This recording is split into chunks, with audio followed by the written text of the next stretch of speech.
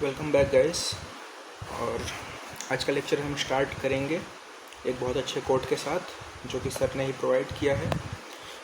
Push yourself, no one else is going to do it for you, right.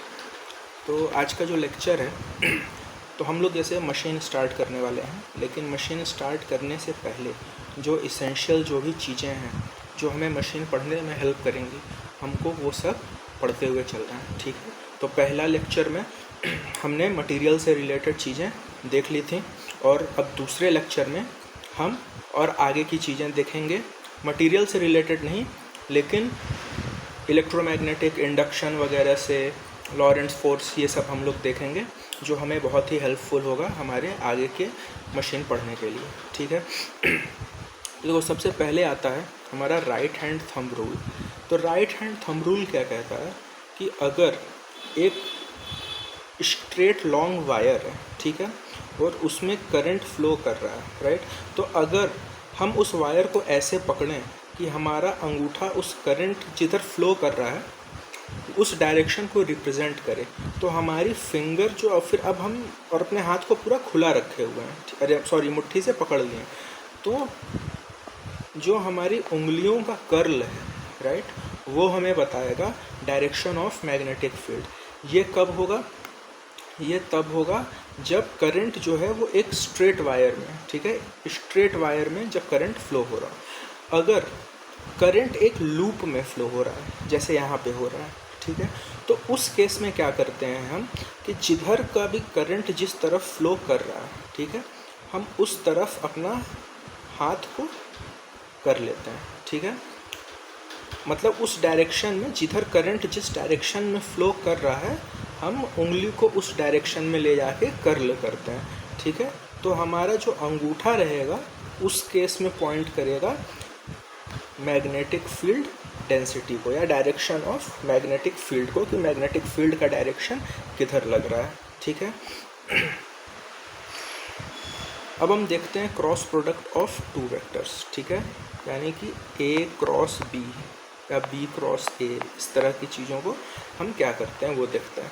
तो देखो क्या होता है कि जब भी ए क्रॉस बी करना है, ठीक है, अगर ए क्रॉस बी दिया हुआ है तो ये मेरा वेक्टर ए है, ये मेरा वेक्टर बी है, तो हम क्या करेंगे कि अपने हाथों को, ठीक है, कुछ इस तरह से रखेंगे, ठीक है।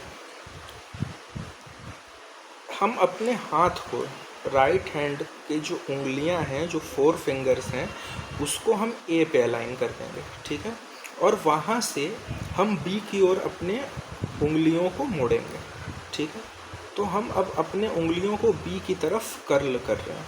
तो इस केस में देखो मेरी उंगलियां तभी कर्ल होंगी जब मेरा अंगूठा जो है वो नीचे की तरफ होगा, राइट।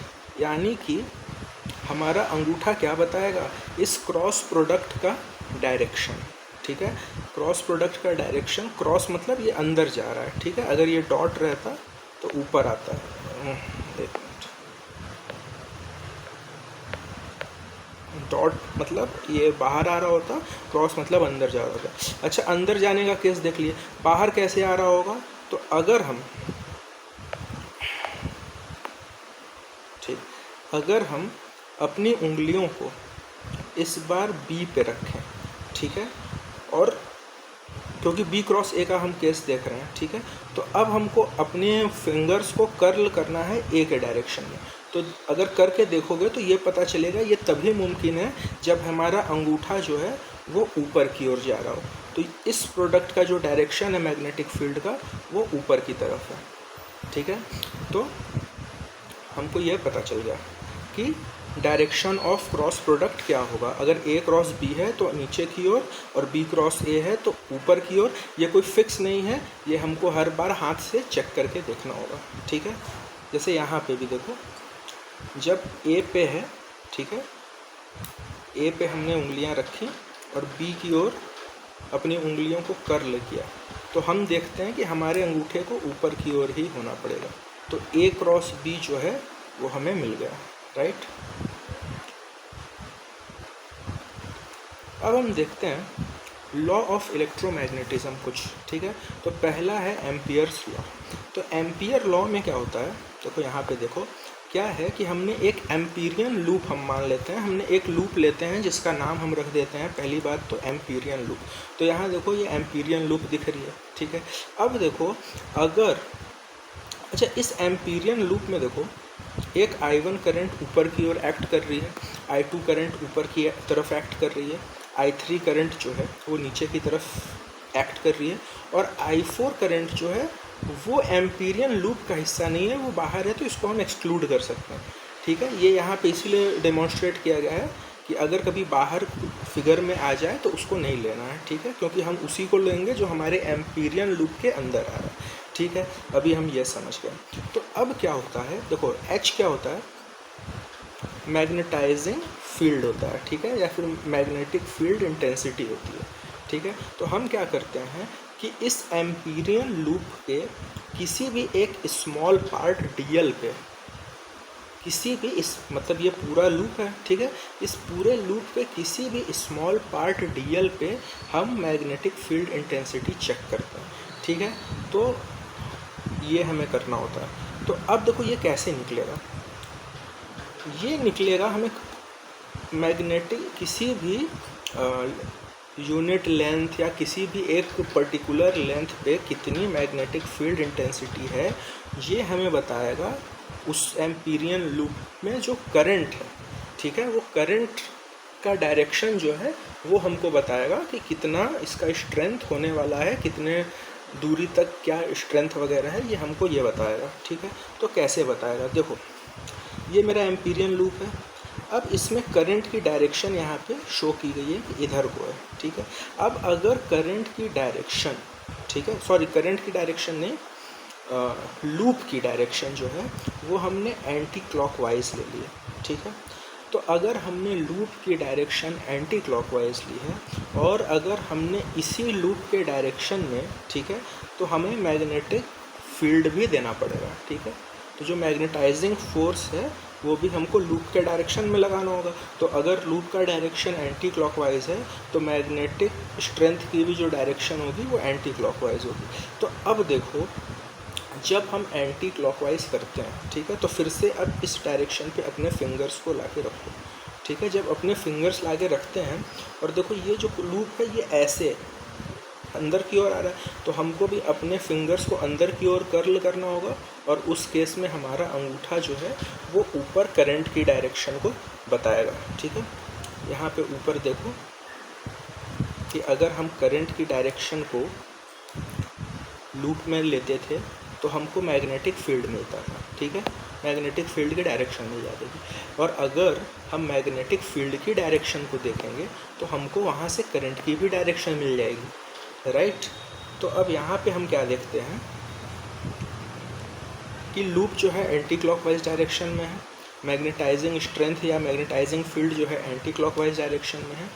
अब ये तभी होगा, ठीक है, जब मेरा अंगूठा जो है वो ऊपर की तरफ जाए, ठीक है। ऊपर की तरफ जाने का मतलब किया है कि जो भी जितने भी करंट्स ऊपर की ओर जा रहे हैं उनको हमको पॉजिटिव लेना होगा, यानी अपवर्ड करंट जो है उनकी वैल्यू जो है वो ग्रेटर दैन 0 हो जाएगी, या फिर हम उसको पॉजिटिव कह सकते हैं।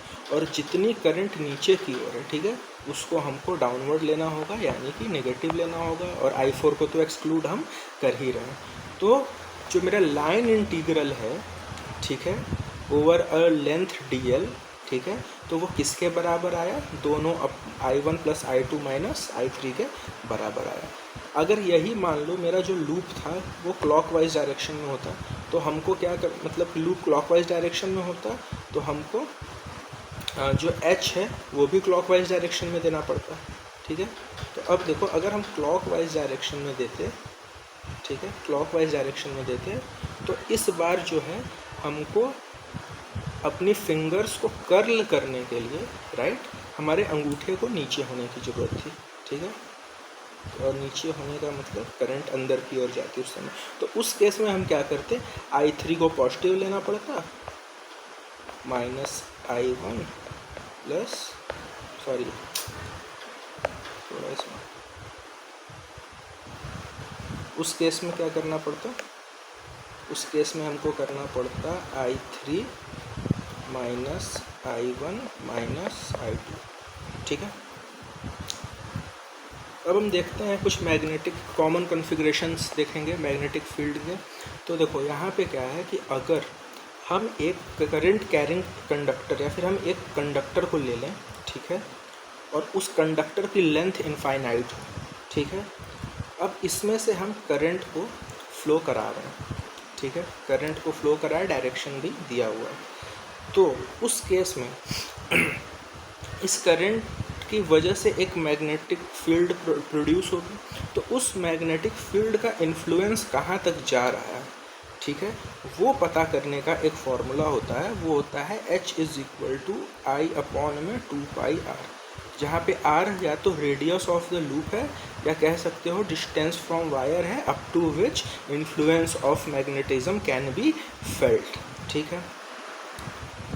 तो देखो यहाँ पे वायर है स्ट्रेट, ठीक, लेकिन नीचे 2πr मतलब सर्कल का सरकमफेरेंस जैसा कुछ है, ठीक है। ये बस समझने के लिए, क्योंकि एक अभी और आएगा जब हम सर्कल का केस पढ़ेंगे तो उसमें 2πr की जगह सिर्फ 2r आ जाएगा, पाई हट जाता है, ठीक है। तो ये थोड़ा दिमाग में बैठाने के लिए अच्छा होता है कि हम इसको इस तरह याद करें कि जब सर्कल नहीं है तो 2πr होगा और जब सर्कल होगा तो सिर्फ 2r होगा।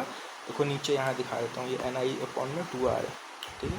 अब क्या है कि मान लो एक सोलेनॉइड है, ठीक है, इस सोलेनॉइड की लेंथ l है, ठीक है, इस सोलेनॉइड में n नंबर ऑफ टर्न्स दिए हुए हैं। इस सोलेनॉइड का जो मैग्नेटाइजिंग फोर्स होता है, ठीक है, वो हमेशा अंदर से गुजरता है इस लाइन में, ऑलवेज, ठीक है। अब देखो तो H मैग्नेटाइजिंग फोर्स क्या होगा, Ni होगा, ठीक है, और स्मॉल n क्या है, वो है number of turns per unit length, ठीक है।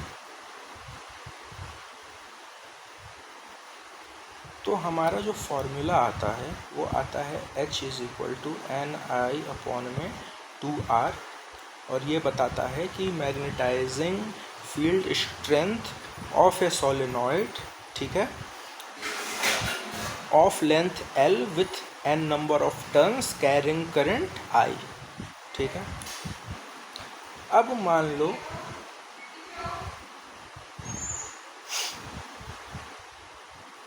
मैग्नेटिक फ्लक्स देखना है, राइट। तो मैग्नेटिक फ्लक्स में क्या होता है कि number of magnetic field lines passing normally through the surface, यानी कि कोई ये एक गोल सा एरिया है, इसमें से जितनी भी 90 डिग्री बनाते हुए इस एरिया से जितनी भी मैग्नेटिक फील्ड लाइंस गुजरेंगी उन्हें मैग्नेटिक फ्लक्स कहा जाएगा, ठीक है। तो जो फ्लक्स होती हैं वो हमेशा डायरेक्टली प्रोपोर्शनल होती हैं number of perpendicular field lines, ठीक है। और फ्लक्स का यूनिट क्या होता है, वेबर होता है। फ्लक्स का फॉर्मूला होता है magnetic field density into area, ठीक है। तो मैग्नेटिक फील्ड डेंसिटी या मैग्नेटिक फ्लक्स डेंसिटी का यूनिट क्या होता है, ये तो होता है वैसे वेबर पर मीटर स्क्वायर या टेस्ला भी कह देते हैं, हाँ नीचे लिखा तो है, ठीक है। अब देखो क्या होता है, जो मैग्नेटिक फील्ड डेंसिटी होती है ना वो म्यू एच के बराबर होता है, मतलब कि मैग्नेटिक फील्ड डेंसिटी जो है वो मैग्नेटिक फील्ड इंटेंसिटी के प्रोपोर्शनल होती है। और प्रोपोर्शनैलिटी को कौन शो करता है, तो परमिएबिलिटी ऑफ मीडियम शो करता है, ठीक है। अब हम देखते हैं फैराडेज लॉ। फैराडे क्या कहते हैं कि जब भी फ्लक्स जो है वो समय के साथ बदलता है, ठीक है, तब एक ईएमएफ इंड्यूस होती है लूप में, ठीक है। तो यानी कि फ्लक्स जो है देखो d∅dt, फ्लक्स जो है टाइम के साथ चेंज हो रहा है, तो जितना फ्लक्स जितने टाइम के साथ चेंज होगा उतना ही ईएमएफ उस लूप में इंड्यूस होगा, ठीक है। अब मान लो उस कॉइल में n नंबर ऑफ टर्न्स हैं और हर टर्न जो है वो फ्लक्स कैरी कर रहा है, तो n तो यार कांस्टेंट हो गया, तो हम n को बाहर निकाल देंगे और इंड्यूस ईएमएफ जो है वो हमको मिलेगा E=n d∅dt, ठीक है। अब जो n फाई है ना, इसको हम साइब से भी रिप्रेजेंट कर सकते हैं और इसको हम कहते हैं फ्लक्स लिंकेज, ठीक है। Total numbers of flux passing through n turns, तो या तो E is equal to N D phi by D T हम समझ सकते हैं, या फिर E is equal to D psi by D T समझ सकते हैं। दोनों ही हमारा फैराडेज लॉ के थ्रू आता है, ठीक है। Question, I don't think question, ये सिर्फ हम लोग को अभी क्या करना चाहिए कि सिर्फ थ्योरी करना चाहिए, और जैसे ये थ्योरी कंप्लीट हो जाए फिर सारे क्वेश्चंस को देखना चाहिए, राइट।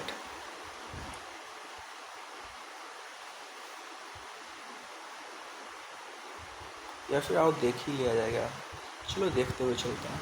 अब जैसे कह रहा है कि एक कॉइल है जिसका एरिया जो है 100 सेंटीमीटर स्क्वायर्स है और n जो है 500 टर्न है, ठीक है। अब यहाँ पे मैग्नेटिक फील्ड जो है वो 0.1 वेबर पर मीटर स्क्वायर दिया है। तो वेबर पर मीटर स्क्वायर जैसे लिख दिया, यानी कि ये हमारा हो गया मैग्नेटिक फील्ड डेंसिटी, ठीक है, क्योंकि वेबर पर मीटर स्क्वायर तो बी ही होता है हमारा, राइट। और ये कह रहा है कि परपेंडिकुलर भी है कॉइल के। अब जो फील्ड है वो ज़ीरो हो जाता है 0.1 सेकेंड में, तो इंड्यूस ईएमएफ कितना होगा। तो देखो, पहली बात तो ये है कि induced EMF E is equal to N D phi by D t होता है, राइट। क्या हमको कहीं पे भी फ्लक्स के बारे में क्वेश्चन में बताया है? नहीं बताया है। तो पहले हमको फ्लक्स ढूंढना होगा, तो flux is equal to B into area होगा, राइट। बी क्या है? 0.1 वेबर पर मीटर स्क्वायर है, 0.1 टेस्ला दिया हुआ है। 100 सेंटीमीटर स्क्वायर्स को 100 मीटर स्क्वायर में चेंज करना होगा, तो 100 इंटू 10⁻⁴ किया यहाँ पे, और ये हमारा जो फ्लक्स हो गया वो मिलता है हमको 10⁻³ वेबर या 1 मिली वेबर कह सकते हो, ठीक है। अब क्या है, कह रहा है कि जो मैग्नेटिक फील्ड है ना वो ज़ीरो हो जाती है, ठीक है। फ्लक्स क्या हो जाती है? ज़ीरो हो जाती है। ये फाइनल है, मतलब शुरू में कुछ 0.1 रहती थी और ये B2 है। B2 जो है वो हमारा ज़ीरो हो जाता है, ठीक है, यानी कि φ2 भी ज़ीरो हो जाता है। अच्छा, तो देखो चेंज इन फ्लक्स कितना हुआ, तो फाइनल माइनस इनिशियल, तो फाइनल तो मेरा ज़ीरो हो चुका है, और -10⁻³ यानी कि 0.001 वेबर हमको मिल गया चेंज इन फ्लक्स, ठीक है, यानी हमको डी फाई मिल चुका है। अब हमको निकालना है इंड्यूस ईएमएफ, तो E is equal to N 500 ले लिया गया है, डी फाई कितना है? -0.001, और डेल्टा टी क्या है? 0.1 सेकेंड में ज़ीरो हो रहा था, तो 0.1 सेकेंड यहाँ ले लिया गया, तो -5 वोल्ट आया, और -5 वोल्ट आंसर है। माइनस साइन क्या इंडिकेट कर रहा है कि जो ईएमएफ इंड्यूस हुआ है वो अपने कॉज को अपोज कर रहा है, या फिर इसकी पोलैरिटी जो है वो अपोजिट है, ठीक है। नेक्स्ट क्वेश्चन क्या है, कहता है कि एक कॉइल है जिसका एरिया 0.5 मीटर स्क्वायर है, ठीक है, और ये एक यूनिफॉर्म मैग्नेटिक फील्ड जिसकी फ्लक्स डेंसिटी 4 टेस्ला है, ठीक है, और उसका जो एरिया वेक्टर है वो एक एंगल 60 डिग्री का बनाता है मैग्नेटिक फील्ड से। तो एरिया वेक्टर क्या है? एक एरिया वेक्टर वो होता है जिसका मैग्नीट्यूड जो होता है वो इक्वल होता है एरिया के, और जिसका डायरेक्शन होता है एरिया से परपेंडिकुलर, ठीक है। फिर से समझो, एरिया वेक्टर एक ऐसा वेक्टर होता है जिसका मैग्नीट्यूड तो एरिया के बराबर होता है, लेकिन उसकी जो डायरेक्शन होती है वो एरिया के परपेंडिकुलर होती है, ठीक है। इसीलिए समझते हैं आगे। तो देखो, जो मेरा फ्लक्स होता है वो होता है BA cos थीटा, ठीक है। थीटा क्या है मेरा? Angle between magnetic flux density और एरिया वेक्टर, ठीक है, ये क्वेश्चन में बताया है। तो देखो फाई जो है, और क्वेश्चन क्या है, मैग्नेटिक फ्लक्स ही पूछा हुआ है, तो फाई जो है वो B that is 0.5 into area कितना है, सॉरी एरिया तो 0.5 मीटर स्क्वायर है, मैग्नेटिक फील्ड डेंसिटी 4 है, और cos 60 डिग्री जो है वो होता है √3/2 होता है, क्या नहीं 1/2 होता है, ठीक है। तो 1 वेबर आ गया मेरा आंसर। अब हम देखते हैं लेंस लॉ को, ठीक है। लेंस लॉ क्या होता है कि जो भी ईएमएफ इंड्यूस होती है ना वो अपने इंडक्शन के कॉज को क्या करती है? अपोज करती है, ठीक है।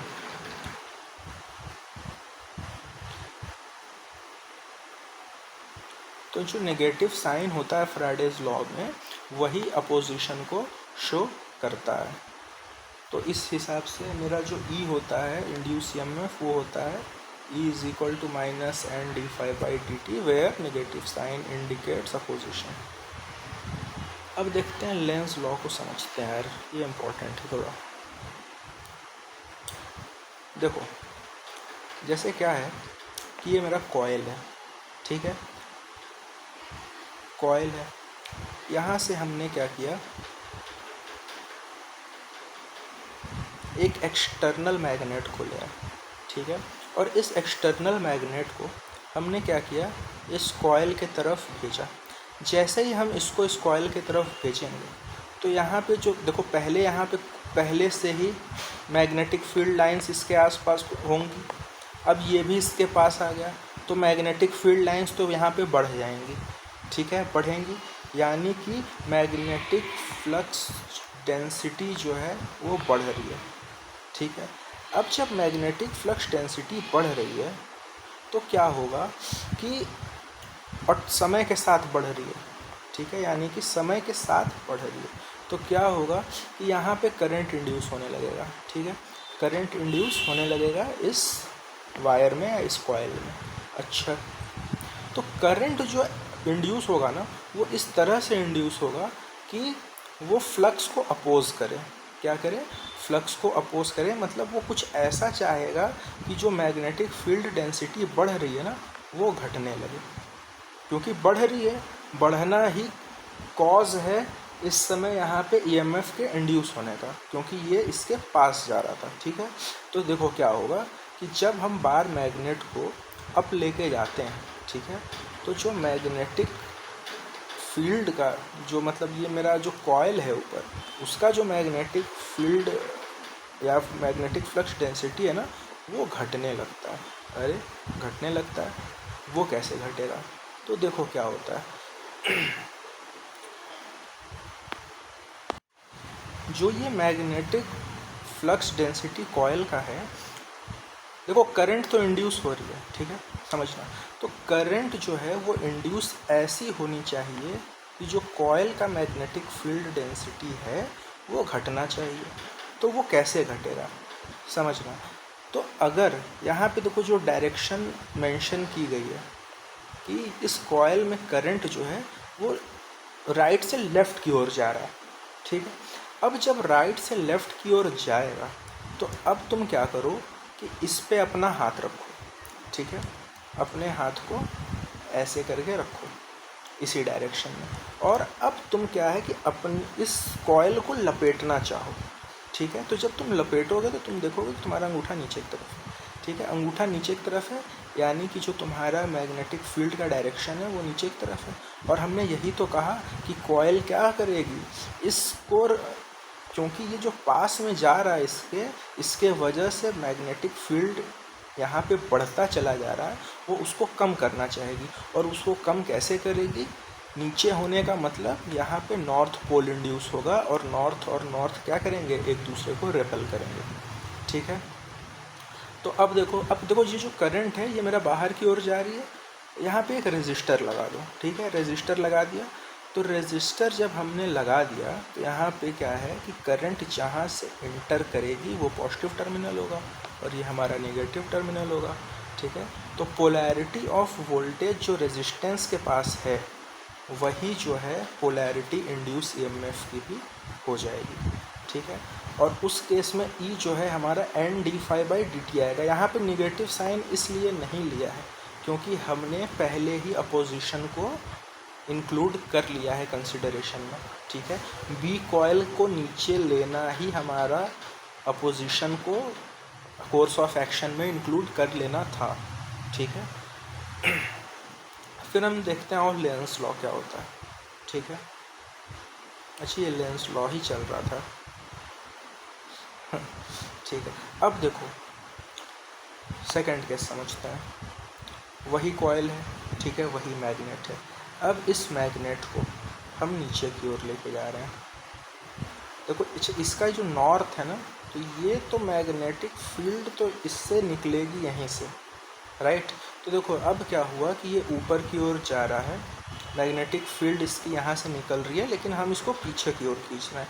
तो जब हम इसको पीछे की ओर खींच रहे हैं तो यहाँ पे ओवरऑल क्या हो रहा है, फ्लक्स की कमी हो रही है। क्या हो रहा है, फ्लक्स की कमी हो रही है, यानी कि बी जो है फ्लक्स डेंसिटी गिर रही है। तो अब फ्लक्स डेंसिटी गिर रही है, टाइम के साथ चेंज हो रहा है, तो यहाँ पे करंट तो इंड्यूस होगा, लेकिन अब वो करंट क्या है, वो ऐसा इंड्यूस करेगा कि वो ये जो फ्लक्स गिर रहा है ना, वो फ्लक्स को गिरने से रोके। तो फ्लक्स गिरेगा तो यानी कि फ्लक्स गिरने से कैसे रुके, यानी कि फ्लक्स बढ़े।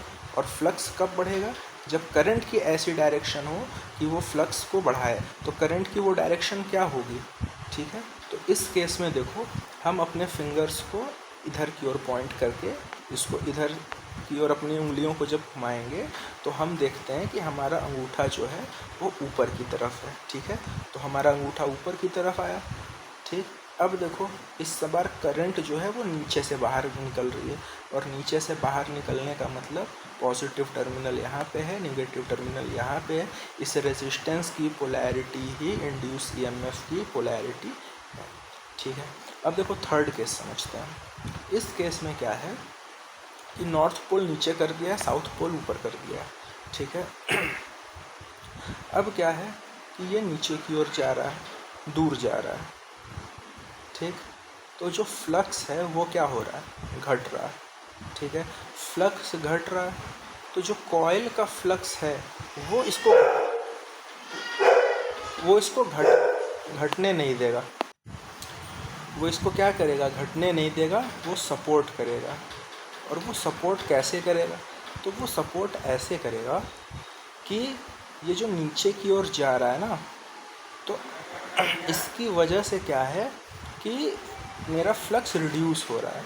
तो अगर इस कॉइल का मैग्नेटिक फ्लक्स भी नीचे की ओर एक्ट करेगा तो वो इसको ऐड कर पाएगा उस केस में, राइट।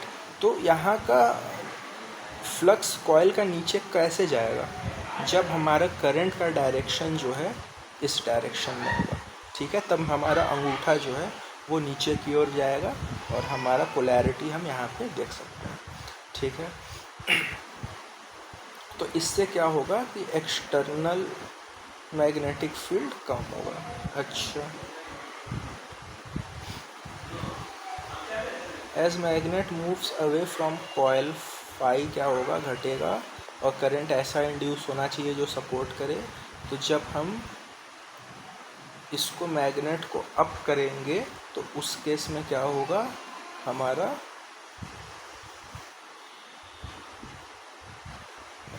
बी कॉइल तो नीचे ही जाएगा, लेकिन ऊपर करने के लिए करंट वैसा इंड्यूस होगा, ठीक है। तो अब देखो कि इसका एक स्टेप भी होता है कि कैसे हम लेंस लॉ को अप्लाई करेंगे। तो समझना, पहली बात, जो अप्लाइड फ्लक्स है वो हमेशा दिया होगा, ठीक है। अप्लाइड फ्लक्स क्या है, वही जो बार मैग्नेट था तो उसका डायरेक्शन जो था वही तो मेरा अप्लाइड फ्लक्स है, ठीक है। और हम क्या करेंगे कि जो कॉइल का फ्लक्स है या फिर जो इंड्यूस फ्लक्स होगा उसको हम क्या करेंगे कि अप्लाइड फ्लक्स के अपोजिट में मान लेंगे। क्या करेंगे, अपोजिट में मान लेंगे, ठीक है। तो जैसे क्या है कि यहाँ पे हमने माना कि फ्लक्स बढ़ रहा है, एक्सटर्नल फ्लक्स जो है वो इंक्रीज़ कर रहा है, तो हमको क्या करना होगा, कॉइल फ्लक्स को उसके अपोजिट यानी डिक्रीजिंग मानना होगा, ठीक है। अब क्या है, जो करंट आई है उसको हम राइट हैंड रूल के थ्रू निकाल लेंगे, ठीक है।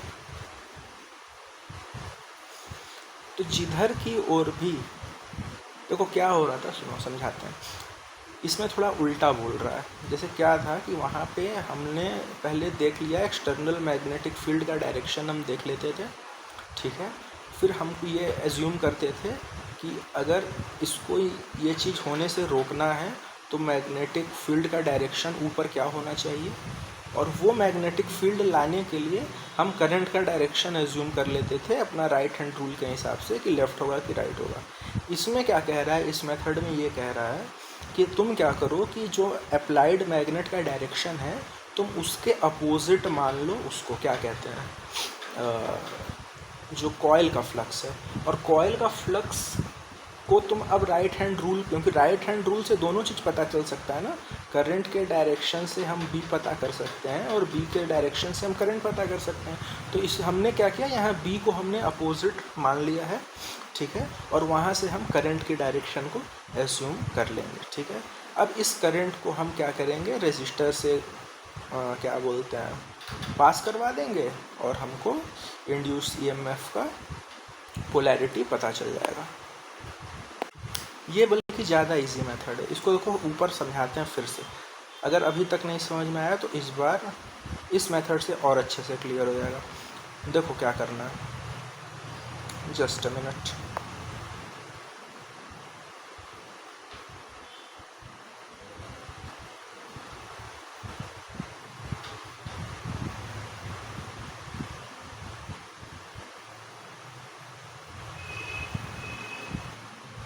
ठीक है, देखो क्या हुआ कि हमने क्या किया कि मैग्नेट का जो अप्लाइड फील्ड का डायरेक्शन हमको पता है, तो अप्लाइड फील्ड के डायरेक्शन के अपोजिट में हमने इसको मान लिया कि अपोजिट होगा। और ये अपोजिट होगा तो याद करो कि जो लूप में अगर करंट जो है वो मेरी लूप में बहेगी तो हम क्या करते थे कि लूप की ओर अपनी उंगलियों को कर्ल करते थे तो हमको डायरेक्शन पता चल जाती थी बी की, ठीक है, एक करंट है। तो उसी तरह अगर हम अपने अंगूठे को बी मान लेंगे तो हमारी उंगलियां करंट का डायरेक्शन नहीं बता देंगी। तो इस बार यहाँ पे देखो मेरा बी नीचे की तरफ है तो हम अपने अंगूठे को नीचे की ओर रखते हैं, और जब तुम अपने अंगूठे को नीचे की ओर रखोगे तो तुम देखोगे कि तुम्हारी हाथ जो है इस केस में ही कर्ल हो पाएंगे, इसको लपेट पाएंगे, ठीक है। तो अंगूठा नीचे है तो फिंगर का डायरेक्शन इस तरफ है, देखो करंट का भी डायरेक्शन इस तरफ है। अब करंट का डायरेक्शन इस तरफ है, तुम रेजिस्टेंस लगा के पोलैरिटी पता कर लो। अब नेगेटिव साइन मत लगाना क्योंकि तुमने यहाँ पे इसको एज्यूम करके उस चीज़ को कंसिडर कर लिया है, ठीक है। अब यहाँ पे फिर से देखो, यहाँ पे क्या है कि ऊपर की ओर अप्लाई कर रहे हैं, ठीक है। तो हमने क्या किया कि सॉरी ऊपर की ओर कहाँ अप्लाई कर रहे हैं, नीचे की ओर जा रहा है ना यहाँ। तो अब क्या है कि मेरा जो मैग्नेट है वो नीचे की ओर जा रहा है, तो हम मैग्नेटिक कॉइल के मैग्नेटिक फील्ड को हम ऊपर की ओर मान लेंगे, ठीक है। अब ऊपर की ओर मानेंगे, अब अपने अंगूठे को रखो, ठीक है। अब जब तुम अपने अंगूठे को ऊपर की ओर रखोगे, ठीक है, ऊपर की ओर रखोगे तो क्या होगा, पीछे से ऊपर की ओर तुम्हारा उंगली जो है वो घूमेगा, तभी तुम इसको लपेट पाओगे, मतलब हाथ से पकड़ पाओगे। अगर सामने रखोगे तब तो वो हाथ में आया ही नहीं, यानी कि तुम पीछे रखोगे इसके तब ये तुम्हारे हाथ में लपेटा पाएगा। तो देखो ये वही चीज़ तो है, पीछे से आगे की ओर आ रहा है, तुमको फिर से डायरेक्शन पता चल गया। अब डायरेक्शन पता चला, ये इधर से आते हुए इधर से पॉजिटिव टर्मिनल तुमको मिल गया। फिर ये देखो थर्ड केस में भी क्या था, यहाँ पे फिर से देखो अपोजिट डायरेक्शन में जा रहा है, ठीक है, अपोजिट, हाँ एक मिनट, अपोजिट डायरेक्शन में जा रहा है। तो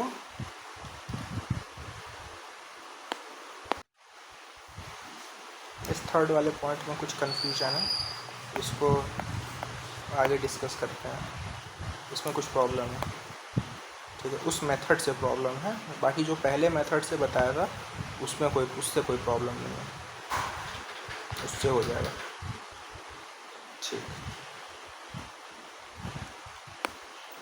है। अब हम देखते हैं कुछ फैराडे लॉ की क्या क्या रिक्वायरमेंट होती है। तो देखो मैग्नेटिक फील्ड होना चाहिए, कंडक्टर होने चाहिए और वेरिएशन होना चाहिए, ठीक है। तो या तो समय के साथ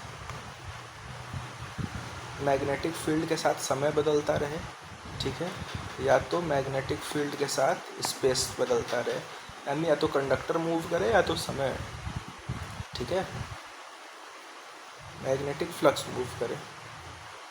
तो देखो स्टैटिकली इंड्यूस्ड ईएमएफ क्या होता है, इसमें कोई भी मूविंग पार्ट्स नहीं होते हैं।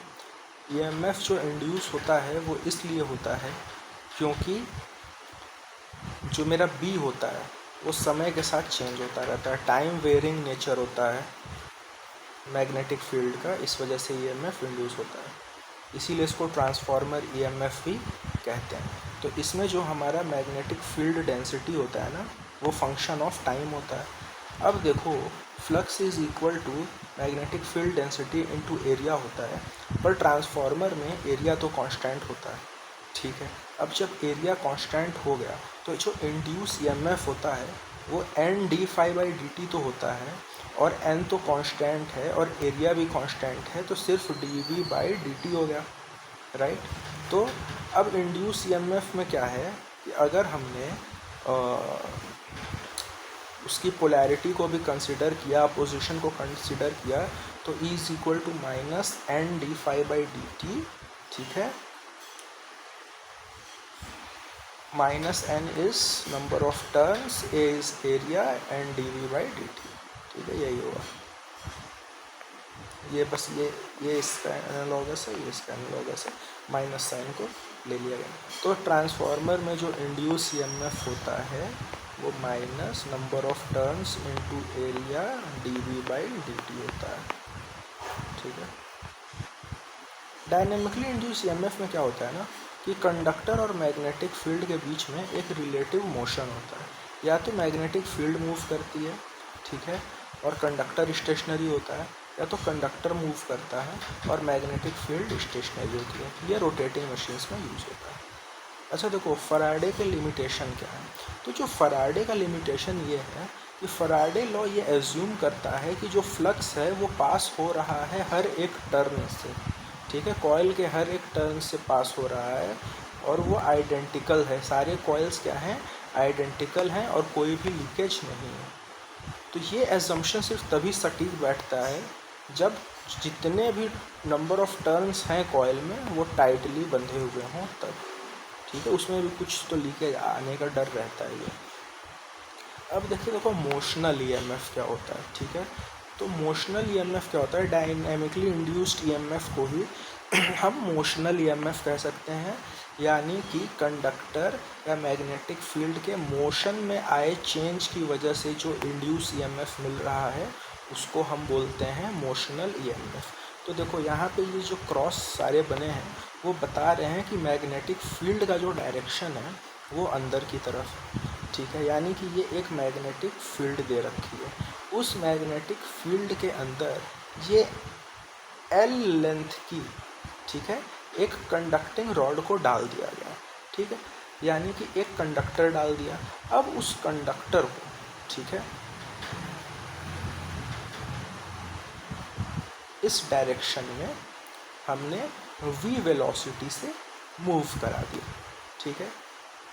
तो अब क्या होगा कि जो इस कंडक्टर पे फोर्स लगेगा वो फोर्स किसके बराबर होगा, तो वो फोर्स होगा Q into v cross B, किसके इक्वल होगा, v क्रॉस बी। तो अब देखो v क्रॉस बी पहले समझते हैं। v जो है वो मेरा इस डायरेक्शन में है, ठीक है, और जो b है वो मेरा नीचे की ओर है, राइट। तो अब देखो v पे हमने अपने हाथों को रखा, ठीक है, और अब हमने b की ओर अपनी उंगलियों को मोड़ा। तो उस केस में हमको जो v क्रॉस b का जो प्रोडक्ट मिल रहा है, ठीक है, वो कहाँ की ओर मिल रहा है, अपवर्ड, बाहर की ओर आ रहा है, ठीक है। v क्रॉस b जो है वो बाहर यानी ऊपर की ओर, सॉरी बाहर नहीं कह सकते, ऊपर की ओर आ रहा है। अगर यही मेरा v क्रॉस b जो है, यानी कि अगर q की वैल्यू 0 से ज़्यादा है, q पॉजिटिव है, तो उस केस में v क्रॉस b अपवर्ड जाएगा, और अगर q नेगेटिव है तो उस केस में v क्रॉस b डाउनवर्ड्स जाएगा। हालांकि अगर सिर्फ हमको ये जानना है कि कितना फोर्स लग रहा है इस कंडक्टर पे, तो वो हम कह सकते हैं QVB, ठीक है।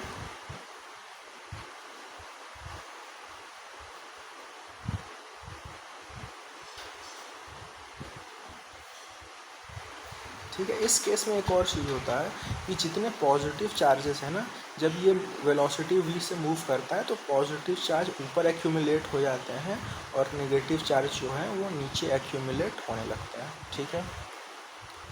अब देखो क्या है कि इलेक्ट्रिक फील्ड तो डेवलप हो गई, ठीक है।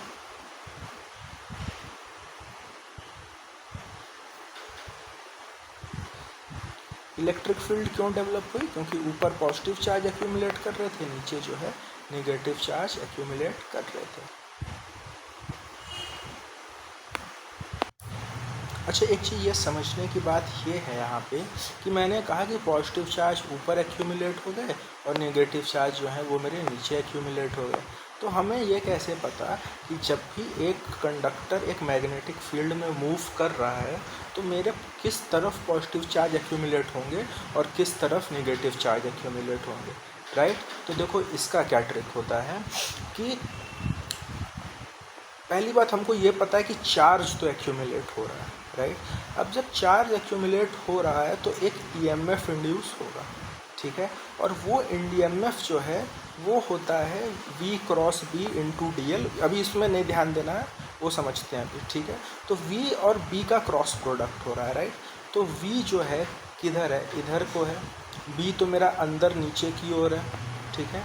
तो इस केस में हम देखते हैं कि जो V क्रॉस B का जो डायरेक्शन है वो ऊपर की ओर है, ठीक है। तो ऊपर की ओर है और हमको ये समझना होगा कि जो direction of V cross B होता है वो हमेशा नेगेटिव टर्मिनल से पॉजिटिव टर्मिनल की ओर होता है। तो क्योंकि डायरेक्शन नीचे से ऊपर की है, V क्रॉस B की डायरेक्शन नीचे से ऊपर तक की है और हमको पता है कि ये नेगेटिव से पॉजिटिव टर्मिनल की ओर जा रही है, तो इससे हम ये बता सकते हैं कि नीचे नेगेटिव पोटेंशियल एक्यूमुलेट हो रहा है और ऊपर जो है वो मेरे पॉजिटिव टर्मिनल पॉजिटिव इलेक्ट्रॉन्स या इलेक्ट्रॉन्स नहीं, पॉजिटिव चार्ज जो है वो एक्यूमुलेट हो रहे हैं।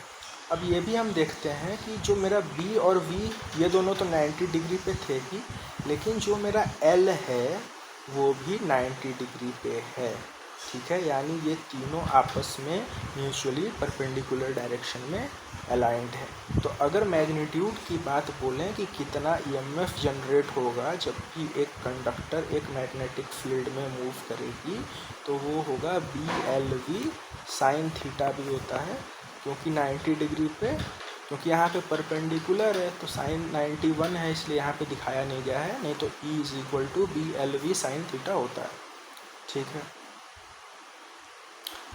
डॉट कन्वेंशन समझते हैं, ठीक है। क्या होता है कि हमने मान लो करंट यहाँ से फ्लो कराया तो यहाँ पे एक डॉट प्लेस किया, तो अब करंट जिस भी टर्मिनल से निकलेगी तो अगला डॉट वहीं पे प्लेस होगा, लेकिन करंट किस टर्मिनल से निकलेगी ये हम कैसे पता करेंगे, ठीक है। तो ये हम आगे समझते हैं। तो देखो क्या है कि यहाँ पे हमने करंट फ्लो कराई, ठीक है।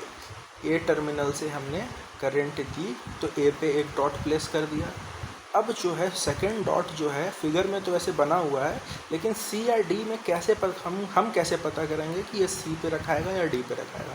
तो देखो पहले जब करंट ए से इंटर किया तो करंट के डायरेक्शन में हाथ रखते हैं तो हमको जो है φ1 मिलता है, ठीक है। φ1 मतलब जो मेरा प्राइमरी इंड्यूस्ड ईएमएफ है, ईएमएफ नहीं, प्राइमरी इंड्यूस्ड फ्लक्स जो है वो हमको φ1 दिख गया, ठीक है। और उसकी डायरेक्शन येलो वाले से बनी हुई है, ठीक है। अब देखो जब भी ये फ्लक्स बनेगा, ठीक है, तो सेकेंडरी में भी एक फ्लक्स जनरेट होगा, ठीक है। और वो फ्लक्स जो है वो इस φ1 को अपोज करेगा। तो देखो जो ग्रीन वाला है वो मेरा φ2 बन गया और ये इसको अपोज कर रहा है। अब जब φ2 इसको अपोज कर रहा है, ठीक है, तो अब अपने फिंगर्स को ऐसे रखो कि ये जो है तुम्हारा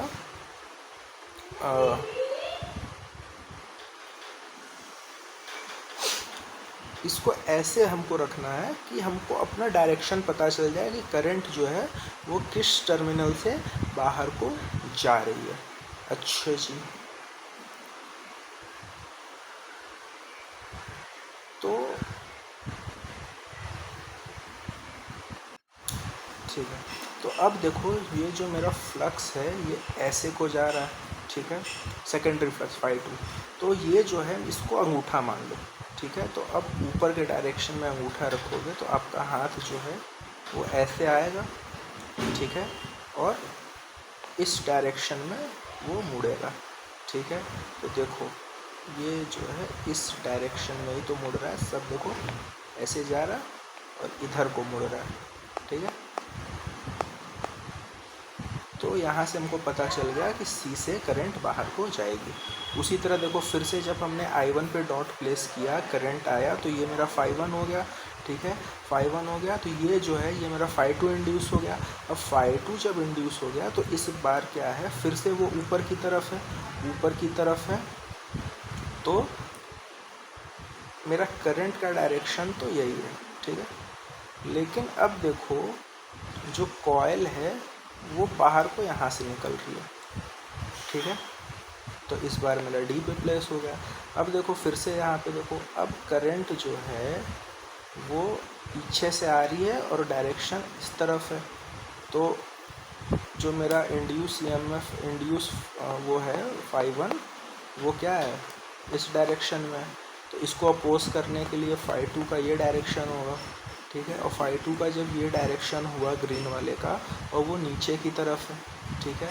तो नीचे की तरफ जब आप अंगूठा करोगे तो आपको सामने से ऐसे घुमाना पड़ेगा अपने हाथों को। तो मेरा C यहाँ पे प्लेस होता हुआ हमें दिख रहा है, ये हो जाएगा, ठीक है। अब देखो लॉरेंट्ज़ फोर्स क्या होता है। जो इलेक्ट्रिक फील्ड होती है ना, वो क्या करता है कि हम उसको क्या करते हैं कि जब इलेक्ट्रिक फील्ड जो है वो एक स्टेशनरी चार्ज पे भी फोर्स अप्लाई करती है और मूविंग चार्ज पे भी फोर्स अप्लाई करती है। लेकिन जो मैग्नेटिक फील्ड होता है वो फोर्स जो है वो सिर्फ और सिर्फ तब अप्लाई करेगी जब चार्ज हमारा मूव कर रहा होगा, ठीक है। तो देखो क्या है कि जब इलेक्ट्रिक फील्ड की वजह से जो फोर्स अप्लाई हो रहा है वो होता है E = QE, ठीक है। और जो फोर्स मैग्नेटिक फील्ड की वजह से अप्लाई हो रहा है वो होता है Q × V × B, ठीक है। तो अब क्या है कि टोटल फोर्स क्या होगा, तो यहाँ से हम दोनों में से Q को कॉमन ले लेंगे तो E + V × B हमको मिलेगा। V × B का डायरेक्शन देख सकते हैं, हमको पता है क्रॉस प्रोडक्ट का डायरेक्शन कैसे लेते हैं, ठीक है। तो ये होता है हमारा लॉरेंट्ज़ लॉ। लॉरेंट्ज़ लॉ हमको टोटल फोर्स बताता है, that is Q × E + V × B। अब देखते हैं force on a current carrying conductor, ठीक है। तो देखो force on A current carrying conductor क्या होता है। देखो मूविंग चार्ज की वजह से जो फोर्स आता है, ठीक है, मूविंग चार्ज की वजह से जो मैग्नेटिक फोर्स आता है वो होता है मेरा Q × V × B, ठीक है। अब क्या होता है कि जो करंट कैरिंग कंडक्टर्स होता है ना, तो उसमें जो चार्ज की जो वेलोसिटी होती है, जो चार्ज मूव कर रहे होते हैं वो ड्रिफ्ट वेलोसिटी से मूव कर रहे होते हैं, ठीक है। तो अब यही जो पहला इक्वेशन था मेरा वो चेंज होके वही चीज़ है, बस ये हो जाएगा कि फोर्स ऑन dq चार्ज, मतलब एक स्मॉल अमाउंट ऑफ चार्ज पे क्या है लिया, तो हो गया dq × drift velocity × magnetic field, drift velocity × b का क्रॉस प्रोडक्ट। अब जो ड्रिफ्ट वेलोसिटी है वो distance travelled by charge in time dt, यही है dL/dt। तो अब जो मेरा df आएगा वो आएगा dq × dL/dt × b। ये सब नहीं देखना है, बस हमको ये फाइनल देखना है कि एक करंट कैरिंग कंडक्टर पे जो फोर्स लगता है वो होता है dq/dt × dL × b, ठीक है। फोर्स बिटवीन दो करंट कैरिंग कंडक्टर्स, अगर दो करंट कैरिंग कंडक्टर्स हैं तो उनके बीच में कितना फोर्स लगेगा, ठीक है। तो देखो कितना फोर्स लगेगा, फोर्स लगेगा μ0 I1 I2 / 2πr Nm/m। यहाँ पे जो है फोर्स पर यूनिट लेंथ लिया गया है, ठीक है। तो जो फोर्स पर यूनिट लेंथ होगा वो होगा μ0 I1 I2, यानी कि जो करंट I1 से गुजर रही है, जो करंट I2 से गुजर रही है उसका प्रोडक्ट, μ0 मतलब 4π × 10⁻⁷, 2πr जो r है वो इन दोनों वायर के बीच का डिस्टेंस है, ठीक है। न्यूटन पर मीटर, इतना इजी है। अगर करंट सेम डायरेक्शन में है तो ये अट्रैक्ट करेंगे, और अगर अपोजिट डायरेक्शन में फ्लो हो रही है तो रिपल्शन होगा। फिर हम देखेंगे मैग्नेटिक सर्किट्स। मैग्नेटिक सर्किट्स क्या है? देखो, मैग्नेटिक सर्किट्स में पहली बात बहुत ज़्यादा टीम टाम है। क्या टीम टाम है? देखो, पहले यहाँ पे कुछ लीकेज हो रहा है, हर जगह से लीकेज हो रहा है। फिर उसके बाद आपके अलग अलग सर्किट्स हैं। फिर आपके देखो यहाँ पे अलग अलग मैग्नेटिक फ्लक्स हैं, 3 बन रहे हैं, ठीक है। जीरो सीक्वेंस फ्लक्स है, phase A, phase B, phase C में फ्लक्सेज हैं। तो क्या करते हैं ना कि हम इन सबको इलेक्ट्रिकल टर्म्स में कन्वर्ट कर लेते हैं, तो हमारे लिए समझना, कैलकुलेशन वगैरह बहुत इजी हो जाता है। तो देखो, मैग्नेटिक सर्किट जो होता है, जिस तरह करंट को फ्लो कराने के लिए ईएमएफ की ज़रूरत होती है, उसी तरह फ्लक्स को फ्लो कराने के लिए एमएमएफ की ज़रूरत होती है मैग्नेटिक सर्किट में। रेजिस्टेंस होता है इलेक्ट्रिक सर्किट में, और मतलब करंट को रेजिस्ट करता है रेजिस्टेंस, तो फ्लक्स को रेजिस्ट करता है रिलक्टेंस, ठीक है। रेजिस्टेंस जो था वो ईएमएफ अपॉन में आई होता था, तो यहाँ पे रिलक्टेंस जो है वो एमएमएफ अपॉन में फाई होगा, यानी कि एमएमएफ अपॉन में फ्लक्स होगा, ठीक है। वहाँ पे करंट डेंसिटी दी जाती थी। करंट डेंसिटी क्या होती थी? आई बाई ए। यहाँ पे फ्लक्स डेंसिटी दी जाती है फाई बाई ए, ठीक है। इसमें इलेक्ट्रिक फील्ड होता था, इधर मैग्नेटिक फील्ड है।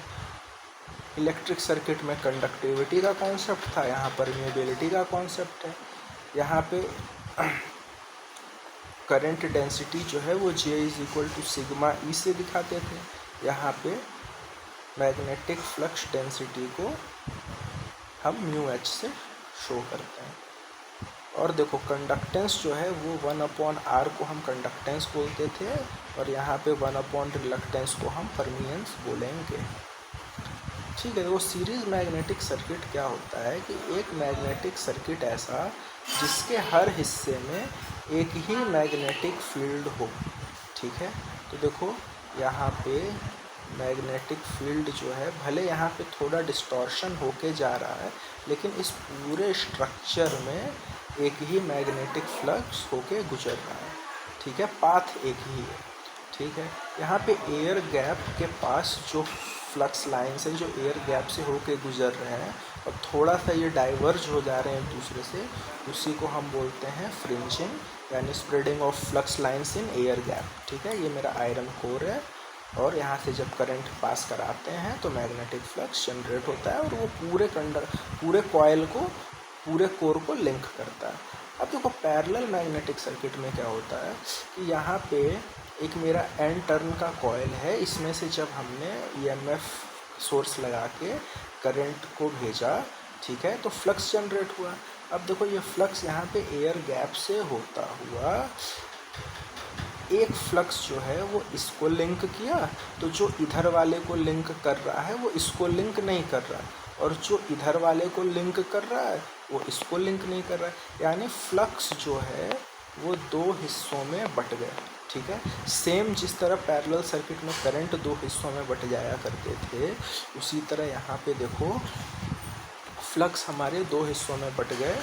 इस तरह का जो कॉन्फ़िगरेशन है वो शेल टाइप ट्रांसफार्मर में यूज़ किया जाता है। अच्छा, अब देखो, इसको अगर इलेक्ट्रिकली रिप्रेजेंट करें तो जो ये ईएमएफ है उसको हमने यहाँ ई से डिनोट कर दिया, ठीक है। अब देखो, जो मेरा लिम्ब 1 है वहाँ का जो रिलक्टेंस है, या फिर अब हम इलेक्ट्रिकल टर्म में लिखेंगे तो रेजिस्टेंस लिखना होगा। देखो, हमने यहाँ R1 लिखा, लिम्ब 2 के लिए हमने R2 दिखा। जो मेरा फ्लक्स φ1 और φ2 जो था, तो उसको हमने डिनोट किया करंट I1 और करंट I2 से, ठीक है। अब देखो, क्या है कि कुछ रिलक्टेंस आया एयर गैप की वजह से, IG है ना यहाँ पे, तो यहाँ पे एक रिलक्टेंस जो है, रेजिस्टेंस RG नाम का ऐड करना होगा, और RC नाम से भी एक रेजिस्टेंस को इन्होंने ऐड किया है, उसके बारे में कहीं बताया है फिगर में। RC हाँ, कोर का भी तो कुछ रेजिस्टेंस होगा, इस कोर का भी तो कुछ रेजिस्टेंस होगा, तो उसको यहाँ पे RC से डिनोट किया गया है। ठीक है, पैरेलल मैग्नेटिक सर्किट समझ में आया।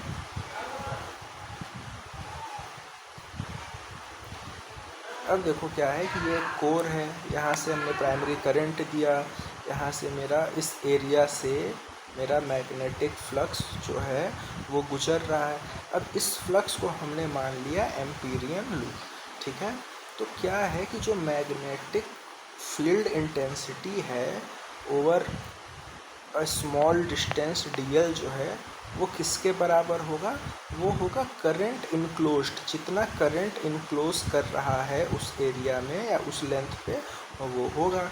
तो कितना करंट इनक्लोज कर रहा है, तो नंबर ऑफ टर्न और उसमें से जितना भी करंट गुजर रहा है, यानी कि MMF के बराबर, यानी HDL जो है वो MMF के ही बराबर हुआ। ठीक है, अब देखो, अब इसको, ये तो लाइन इंटीग्रल फॉर्म में हो गया। अब इसको अगर हम मैग्नीट्यूड के फॉर्म में डिफाइन करेंगे तो हमको मिलता है HL is equal to NI, या फिर H इज इक्वल टू, यानी कि मैग्नेटाइजिंग स्ट्रेंथ या magnetizing field is equal to NI upon mean length, यानी MMF पर यूनिट लेंथ। ठीक है, अब देखो हमको ये भी पता है कि मैग्नेटिक फील्ड डेंसिटी जो है वो B is equal to mu H होता है। तो B जो है वो हमको मिल जाएगा म्यू, और H हमने अभी NI अपॉन में L निकाला है। ठीक है, अब हमको पता है जो फ्लक्स है वो B इंटू एरिया होता है, और एरिया जो है वो परपेंडिकुलर है किससे, B और H दोनों से। तो हमको क्या मिला, जो हमारा फ्लक्स है वो हो गया म्यू NI अपॉन में L तो था ही, यानी phi is equal to B into A था ना।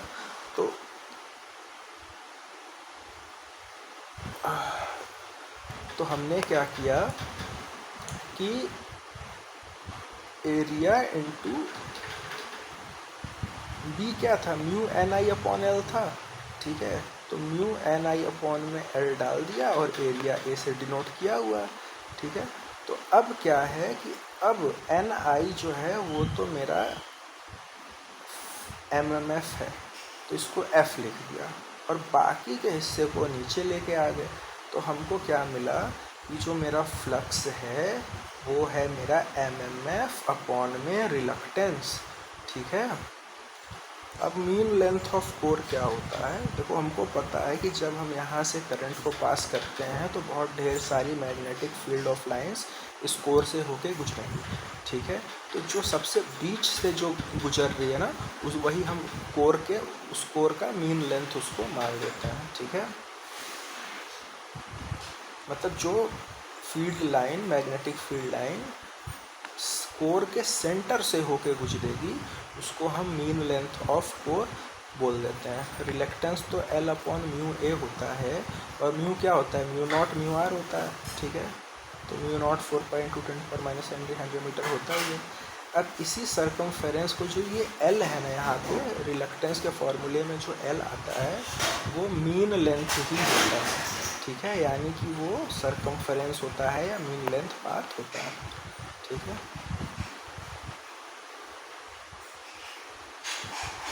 देखो कंडक्टेंस क्या होता है, 1/r होता है, तो परमियंस क्या होता है, 1/s होता है। ठीक है,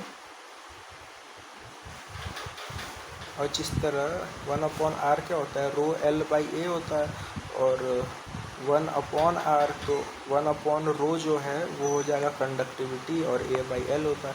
ठीक है, उसी तरह परमियंस रिलक्टेंस का उल्टा होता है, तो L अपॉन म्यू ए होता है, तो यहाँ म्यू ए अपॉन में L हो गया। ठीक है, पैरेलल सर्किट में ये होता है और इसमें 1/s इज इक्वल टू ये होता है। करंट डेंसिटी 1/I/a होता है, यहाँ पे φ/a होता है। इलेक्ट्रिक फील्ड इंटेंसिटी होती है, मैग्नेटिक फील्ड इंटेंसिटी होती है। ठीक है, इलेक्ट्रिक फील्ड डेंसिटी होती है, यहाँ पे मैग्नेटिक फील्ड डेंसिटी होती है।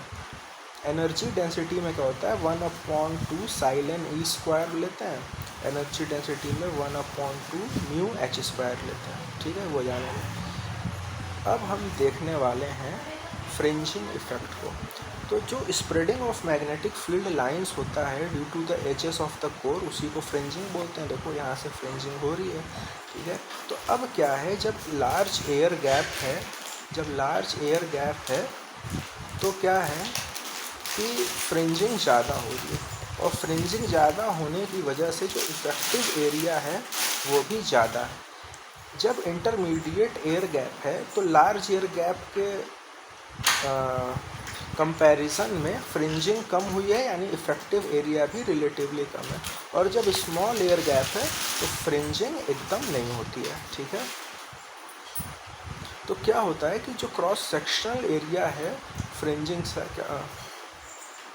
कह रहा है, if increment of cross sectional area due to fringing is not specified then consider cross sectional of air gap same as core area. मतलब कि अगर क्वेश्चन में बताया नहीं है कि फ्रिंजिंग की वजह से इफेक्टिव एरिया पे क्या चेंज आया है, नहीं बोला है, तो हम ये मान के चलेंगे कि कोई भी फ्रिंजिंग नहीं हुई है और एयर गैप का भी जो क्रॉस सेक्शन है वो कोर के एरिया के बराबर ही है, ठीक है। और अगर मेंशन किया रहेगा तो उसको लेना पड़ता है। अब देखो लीकेज फ्लक्स समझते हैं, ठीक है। अब देखो ये जो है ये तो मेरा म्यूचुअल फ्लक्स हो गया, ठीक है। और यहाँ पे जो है ये मेरा पोर्शन जो है ये फ्लक्स क्या है, लीक कर रहा है, ठीक है। तो क्या है, देखो कि जो कोर का रिलक्टेंस है वो अगर फॉर्मूले पे जाएं, ठीक है, फॉर्मूले पे अगर चले तो हमको पता है L/μ0μRA होता है, ठीक है। अब क्योंकि कोर की जो रिलेटिव परमेबिलिटी है वो बहुत हाई होती है, ठीक है। एयर गैप का अगर रिलक्टेंस हम देखें तो वो L/μ0A होगा। क्यों? क्योंकि μR तो 1 के बराबर होता है। तो इससे हमको ये पता चलता है कि जो रिलक्टेंस होता है एयर गैप का वो बहुत ज़्यादा होता है कोर के रिलक्टेंस से, पहली चीज़। यानी कि कोर का रिलक्टेंस बहुत कम होता है तो क्या जीरो होता है क्या? नहीं। अगर कोर का रिलक्टेंस हमको जीरो करना हुआ तो उसके लिए हमें रिलेटिव परमिएबिलिटी को इनफाइनाइट करना होगा, ठीक है। इस केस में इंटायर फ्लक्स जो है वो कोर से होके गुजरेगा और लीकेज फ्लक्स जो है वो ज़ीरो होगी, ठीक है। अब देखो लीकेज कोएफिशिएंट हम देखते हैं। पहली बात ये ग्रेटर देन 1 होता है। और कैसे होता है, देखो यूज़फुल फ्लक्स क्या है? यूज़फुल फ्लक्स वही फ्लक्स है जो कि कोर के अंदर है, काम तो उसी का हम कर रहे हैं, ठीक है। तो टोटल फ्लक्स क्या है? टोटल फ्लक्स क्या है? यूज़फुल फ्लक्स और लीकेज फ्लक्स। तो ऑफकोर्स टोटल फ्लक्स ज़्यादा होगा और यूज़फुल फ्लक्स थोड़ा सा कम होगा, और जब थोड़ा सा कम होगा तो ये 1 से ज़्यादा ही इसकी वैल्यू आएगी। यही हमारा लीकेज कोएफिशिएंट होता है, लैम्डा से डिनोट करते हैं, ठीक है। अगर इंडक्टेंस की बात है तो इंडक्टेंस देखो हमको एक फॉर्मूले से मिलता है L=μ0n²A/L। क्वेश्चंस बनते हैं इस फॉर्मूले से बहुत ज़्यादा, ठीक है।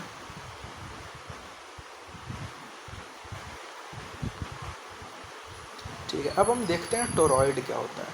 टोरॉइड जो होता है वो एक डोनट शेप्ड ऑब्जेक्ट होता है जो कि हम इलेक्ट्रिकल सर्किट्स में यूज़ करते हैं। इसमें क्या होता है ना कि जो दो टर्न्स होते हैं उनके बीच में ऑलमोस्ट कोई स्पेस ही नहीं होता है, ठीक है। इसके वजह से जो हमें स्ट्रॉन्ग मैग्नेटिक फील्ड देखने को मिलता है, इसको हम सर्कुलर सोलेनॉइड भी कह सकते हैं, ठीक है। और इसको हम इस्तेमाल करते हैं as an inductor. Electrical circuits में हम इंडक्टर्स की तरह इस्तेमाल करते हैं, लो फ्रिक्वेंसी पे यूज़ करते हैं जहाँ पे लार्ज इंडक्टेंस की ज़रूरत होती है। जो टोरॉइड है वो माइकल फैराडे ने 1830 में पहली बार बनाया था।